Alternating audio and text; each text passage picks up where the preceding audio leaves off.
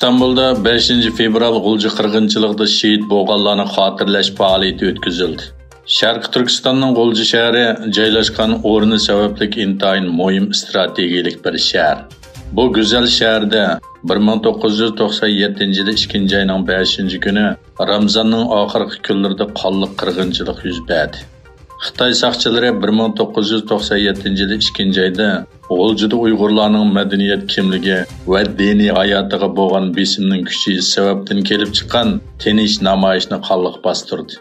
O'tgan 26 yilda Sharq Turkiston xalqining azobi to'xtab qolmadi. 5 fevral G'ulji shahidlarini xotirlash va Xitoyning navbatdagi irqiy qirg'inchiligiga qarshi turish maqsadida Sharq Turkiston Federatsiya bilan Eli Uyg'ur Mashraf fondi jamiyati birlikda uyushtirilgan xotirlash faoliyati 3 fevral Zaytunburun va Qizil Chashma madaniyat markazida o'tkazildi.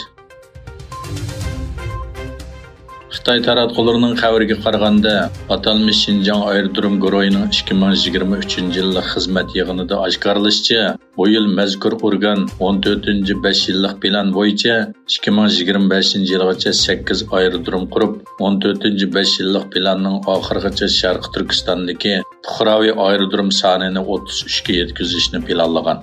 Xitoy hukumati Sharq Turkistonni butunlay xitoylashtirishdan iborat razil maqsadiga yetish uchun Sharq Turkiston xalqini jazo lageri va turmalarga qamab, zo'r turkumdagi yoshlarni Xitoy o'lkalariga surgun qilish orqali Uyg'urlarning sonini azaytish bilan birga o'rniga Xitoy oqillarni yerlashtirishni tezlatmoqda. 1 fevraldan boshlab Xitoyda 4 kunlik ziyoratda bo'lgan Birlashgan Davlatlar Tashkiloti umumiy qurultayining raisi Chapakurosi Xitoy doiralari bilan bo'lgan suhbatda Uyg'urlar masalasini tilga olib qo'ymagan. Anadolu agentligining xabar qilishicha, Chapakurosining bayonotchisi Paulina Kubiyak muxbirlarga qilgan so'zida Şinjandagi Uyg'ur va boshqa musulmon millatlarning kishilik huquqining dafsanda qilinishi Kurosining Xitoy doiralari bilan bo'lgan muzokaralarda kun tartibga kelmaganligini aytgan. Lekin Chapakurosi Birlashgan Davlatlar Tashkiloti Kishilik huquq oliy komissari ishxonasining o'tgan yili e'lon qilgan dokladida Xitoyning Uyg'urlarga qarata insoniyatga qarshi jinoyat sodir qilgan bo'lishi mumkinligini aytgan bo'lsa-mu, uningga ko'z yumish bilan ayblanib kelayotgan birdan-bir amaldor emas.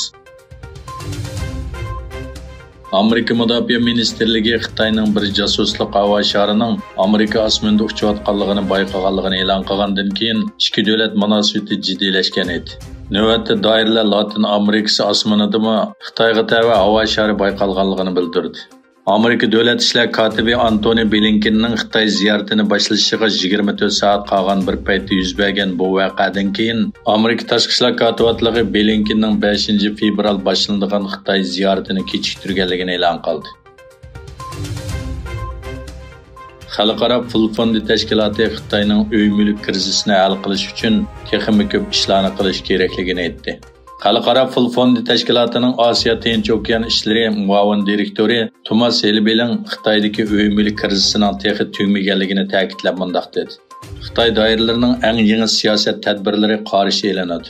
Ammo bizning qarashimizcha uy mulk krizisini tugutish uchun qo'shimcha qadam besishimizga to'g'ri keladi. Serbiya prezidenti Aleksandr Vučić davlatining Yevropa ittifoqiga qarab yo'lga chiqqanligini, ammo Shimoliy Atlantik Akti tashkilotiga qo'shilishni xohlamaydiganligini aytdi.